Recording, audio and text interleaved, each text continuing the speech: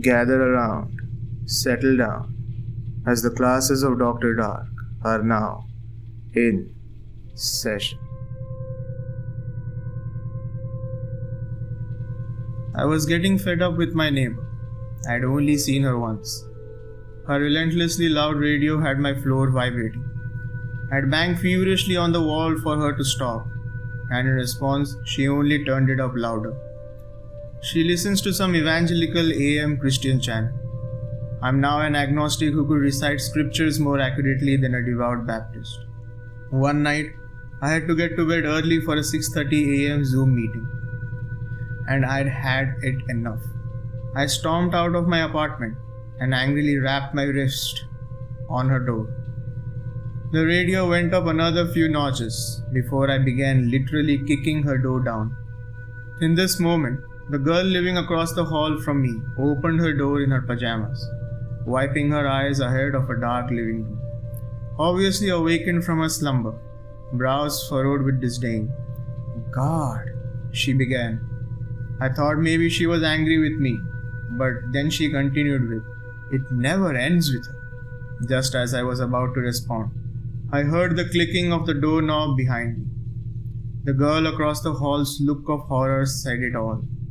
When I turned to look at the woman, I was in shock. She must have been in her mid to late 50s. The first thing that pummeled my senses was the foul smell that instantly punched me in the face. Before I had even a moment to compute what the pungent odor might be, her appearance alone forced every hair on my body to stand at attention. Her hair was ratty and matted, sticking up and out on all sides like she'd intentionally stuck her fingers in a light socket. The tips were blood red, receding down to grey roots, looking like she hadn't dyed her hair in months. Her face was pale and weathered, leathery as some albino reptile, cracks and lines all over her like some map of the Mojave Desert. Nose like a bird beak, cheeks contoured, and eyes with big, black irises sunken into cavernous sockets in her head. Overall, she looked emaciated. In her skeletal, bony fingers was a long cigarette, 3/4 of the way smoked, but the ashes not flicked. She took a puff and blew it in my face, tapping the cigarette ashes to her floor without care. She didn't say a word. She didn't have to. My veins were pulsating with dread when I got a look at her walls, all etched with a sharp object and drawn with in red and black marker crosses, both upright and upside down. Standing atop her muted TV, emitting a picture of nothing but deep blue static hues, was a giant wooden crucifix with Christ nailed to it, and scattered along her floor was garbage, from Chinese food containers to ripped open packs of baby wipes. Not a word was ever spoken. The look in her eyes said pure religious indoctrination and evil. A Christian nut with no regards for other people, her apartment or hygiene. I know this not just because of the hellscape that was her room, or the scent of what I later could only identify as roadkill emanating from some dark corner, but because of her teeth. She flashed me a mouthful of essentially broken, missing, and rotting elongated corn kernels before slamming the door in my face. I put in earplugs, but they were of almost no help. I popped some Benadryl, and despite the religious gibberish seeping through the walls, I was able to doze off in a state of extreme fatigue for just a little while. I awoke sometime later in the middle of the night to just silence. For the first time in my 3 weeks of living there, she turned off her radio. The calmness was actually eerie. But I was about to be faced with something I had not even seen in my worst nightmares. I awoke on top of my covers, shoes still on, facing my bedroom door, which was wide open. I'd never leave it open. Ever since I was a child, I had been terrified of dark hallways, and this night was only a justification of my phobia. Amidst the warm glow of my hallway nightlight, I found myself in what I thought at first was only a bad dream, until my hoodie zipper stung me as it pricked out one of my arm hairs. No, I wasn't dreaming. In my doorway was the dark silhouette of a figure staring down at me. The wild, matted outline of hair told me that it was one of two things: an evil clown or my psychotic neighbor. The wafting scent of cigarette ashes confirmed the latter. I was frozen, unable to speak or move. Her eyes were wide and bulging from her sockets. From the little that I could make out, I could see the expression of fury in her gaze. "You really should leave your door locked," she muttered in a deep, scratchy voice. Her voice irreparably marred from decades of inhaling carcinogens, and it was utterly unnerving. I could see that she was grasping something in her hand, but she turned and walked out before I got a chance to make it out. I was petrified, frozen, and unable to draw a single breath. I didn't sleep well that night. Not at all, in fact. The very next day I spoke to the landlord. The words barely escaped my lips before his face degraded from passivity to rage, and he spat angrily the words, "That's it. I've had enough of that lady.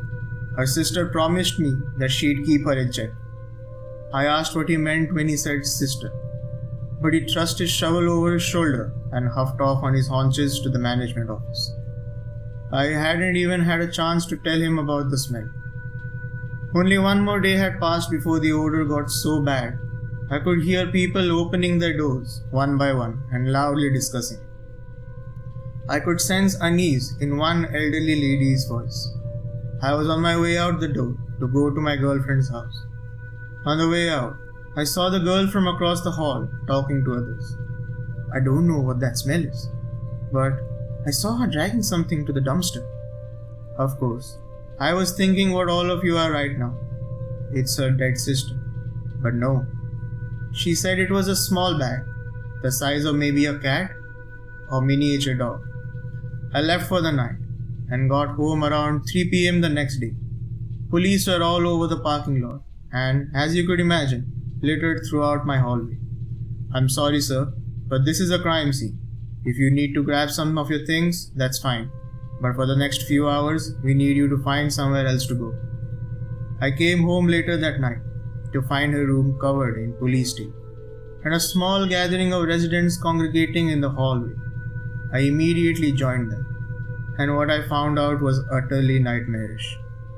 The police were called on her after she dragged another stinking garbage bag to the dumpster. So a neighbor named Joy's husband, William, went out there with gloves and ripped into it. In the bag he discovered a hand. He didn't look further. It turns out the woman, named Lois, was a violent schizophrenic. She had lived with her sister, but she died one night, apparently in her sleep. Lois, speaking fast like a meth fiend, and was heard explaining to police that she didn't have anywhere to bury her. So she cut her into pieces with variety of knives and a box cutter after, quote unquote, having a vigil in the grace of God for her sister in her living room. She shared that she hadn't let anyone know because, quote unquote, she didn't want her sister to leave. I still don't know why she was placed in handcuffs, but I presume it's because of her mental illness, and she was being transported to a mental hospital. Though I wonder if it was for something else. Maybe her sister hadn't just died in her sleep. Why do I think this? Because another neighbor, a guy about my age in his mid-20s named Cameron, told me a blood-chilling story. He said that one night, a few weeks ago, he was watching TV with his fiancée, and all of a sudden he heard a voice. The floor of his living room creaked behind him. He turned around to find Lois standing in her doorway, brandishing an open box cutter. And what she said, I'll never forget. "You shouldn't leave your door unlocked." You never knew who you might live next to before turning and walking out. Now I know what she had in her hand the night she visited. He called police, and they said they couldn't just knock on her door and arrest her, but if she ever leaves her apartment, they could. I'm not sure how much they needed to clean her apartment, but it was 2 months before I got another neighbor, an elderly couple. Now it's quieter, and my door is always locked, but still, in my nightmares, It never is. Your attendance has been recorded. Make sure to follow me on social media on your way out. Have your own stories? Submit them on my subreddit. Tune into my stories anytime and anywhere by listening to my podcast. The links to everything is in the description below. Until next time, class dismissed.